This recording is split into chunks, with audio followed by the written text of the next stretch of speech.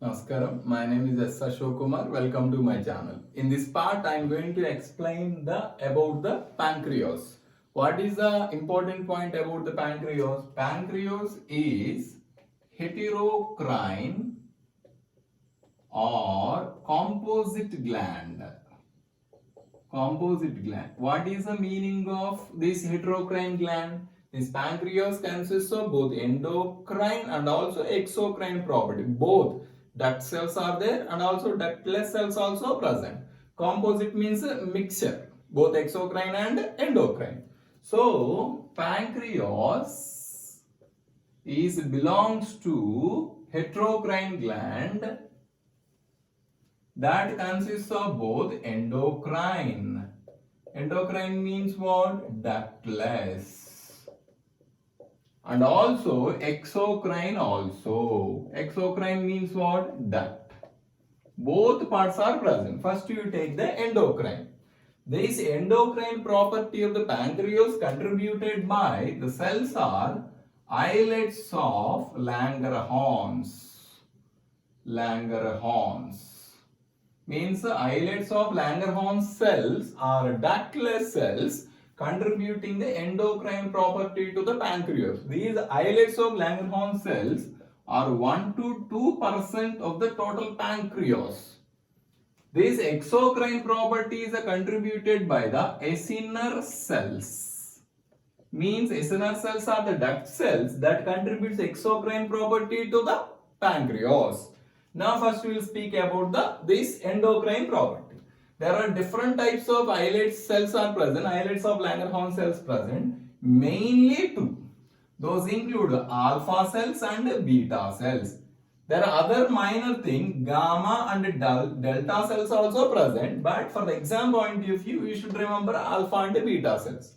These alpha cells are alpha islets of pancreatic cells produce the hormone glucagon. Glucagon. Beta cells produce the hormone insulin. Okay, these you should remember. Alpha cells produce the glucagon, beta cells produce the insulin. These minor gamma and delta, this gamma cells produces the pancreatic polypeptide. These delta cells produce somatostatin, pancreatic somatostatin. What is the pancreatic somatostatin? It stops secretion or release of alpha and beta cells. Means indirectly, these somatostatin stop the production of glucagon and insulin. So you should remember these two. Alpha cells produce the insulin, beta cells alpha cells produce the glucagon, beta cells produce the insulin. Now comes to the acinar cells. These acinar cells produce pancreatic juice. Produce the pancreatic juice. As we know, pancreatic juice containing different types of enzymes like pancreatic amylase, pancreatic lipase. These pancreatic juice mediate digestion. These pancreatic juice enters into the duodenum of the small intestine along with the bile that helps in the digestion. So next coming to the our part, endocrine part, that is the glucagon and insulin. As we know, glucagon, this point important, glucagon is hyperglycemic hormone.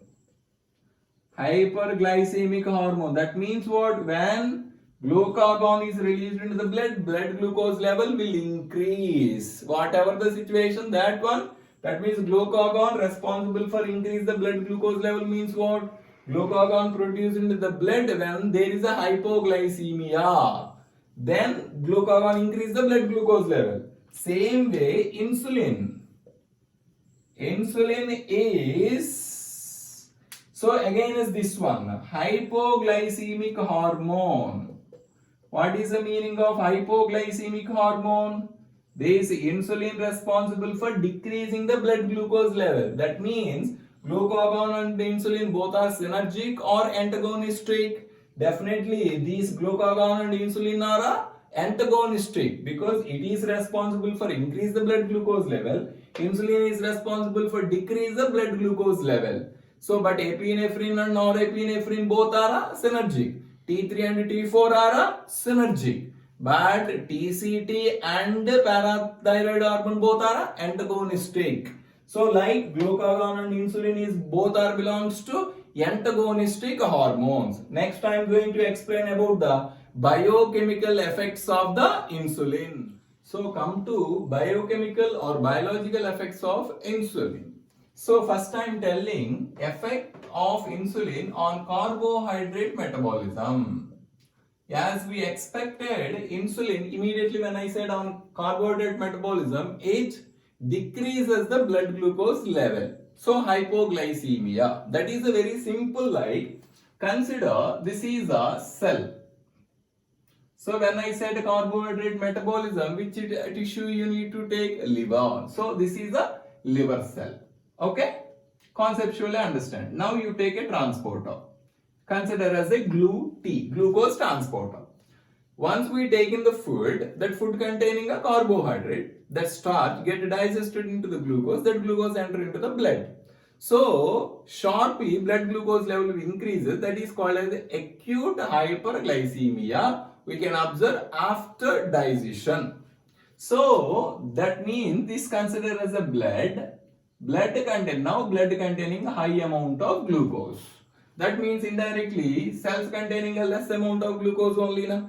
What this insulin will do hormone? The excess glucose present in the blood force the glucose. Who is forcing? Insulin is forcing. Force this glucose to enters into the liver cell. Once it enters into the liver cell, which one is forcing? The excess glucose is from the blood is forcing into the liver. That excess glucose once enters into the liver cell, automatically this glucose involves the synthesis of glycogen. So here, when this glucose is entering from blood into the liver cell, automatic blood glucose level is decreasing. That is why this hormone insulin is called as a hypoglycemic hormone, responsible for reducing the blood glucose level.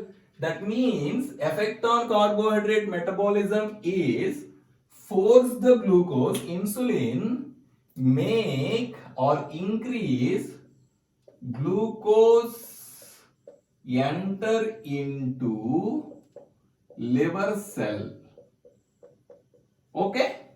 And make into involve or increases the synthesis of glycogen. Increase in the synthesis of glycogen. As a result of this one, blood glucose level will decreases. So that is why insulin is called as a hypoglycemic hormone. One point. Second one is that this insulin is making the in liver cell, it increases synthesis of glycogen. This is observable. Next one is that effect on protein metabolism. Protein metabolism, same thing. So instead of here with reference of protein, we cannot take the liver. You can take any body cell. So here after digestion of the proteins, those amino acids enter into the blood. So as a result, blood containing a high quantity of amino acids. That what insulin is doing, these amino acids, insulin is making, these forcing the amino acid to enter into the cells. Once the amino acid enter into the cells, automatic blood amino acid level will decreases. The entered amino acid involves the synthesis of proteins. That means this one will show the anabolic effect. This will increase amino acids to enter into cells and increase protein synthesis. That definitely this is anabolic effect, increase the synthesis of proteins. Same I am telling effect on lipid metabolism. Effect on lipid metabolism. Similar way, when I am telling lipid, which tissue you need to take? Adipose tissue. So after digestion of the fat, that fatty acids and glycerol take fatty acids and glycerol enters into the blood. Those fatty acids now there is excess fatty acids in the blood. What this insulin is doing? Insulin forcing these amino acids to enter into the adipose tissue. Once the fatty acids enter into the adipose tissue, involve the synthesis of fat. That is nothing but lipid. That means this increases synthesis of fat. Where? In adipose tissue.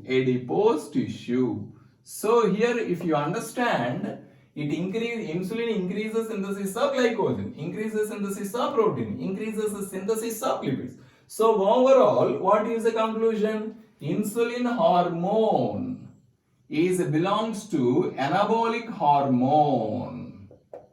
Anabolic because it increases synthesis of all glycogen, proteins and fat. So now comes to this one, same concept. If I continue, take the glucose, because glucose or this insulin major is effect on the carbohydrate metabolism. Na? Consider there is a high blood glucose level. Okay, so when there is a insulin, the excess glucose enter into the liver cell, involving the synthesis of glycogen. But when there is a deficiency of the insulin, nobody is there to make the excess glucose enter into the liver. Automatically, taking a food, automatically this blood glucose level will increase gradually, because that excess glucose is not entering into the liver cell. That condition leads to chronic hyperglycemia. That chronic hyperglycemia is called as a diabetes. Diabetes mellitus. What is the diabetes mellitus means? This is not acute hyperglycemia. This is a chronic hyperglycemia. Chronic hyperglycemia. That means long duration blood glucose level is higher than the normal. That is what is the reason for the diabetes mellitus? Due to deficiency in insulin. This is important. Okay. So in this diabetes mellitus, there are two types are present. One is a type 1 diabetes mellitus. Type 1 diabetes mellitus is very dangerous. That type 1 diabetes involves autoimmune destruction of beta cells of pancreas. That means when these beta cells get destroyed by our immune system, there is almost complete absence of the insulin.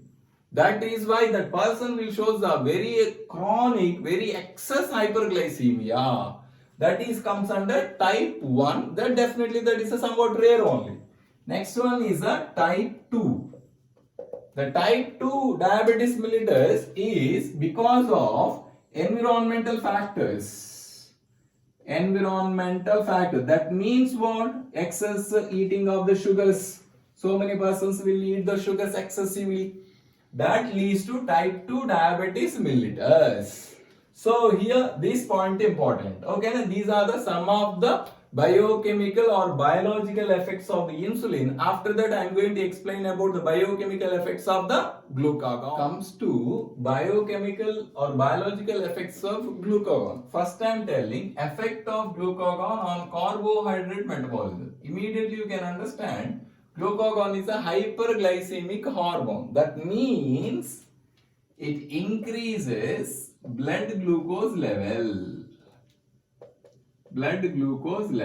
How? What is the major reason for the increasing the blood glucose level? As everybody know, that is because of glycogenolysis. That means the breakdown of glycogen. First effect. This is the reason why this glucagon is called as a hyperglycemic hormone. The next one, effect on protein metabolism.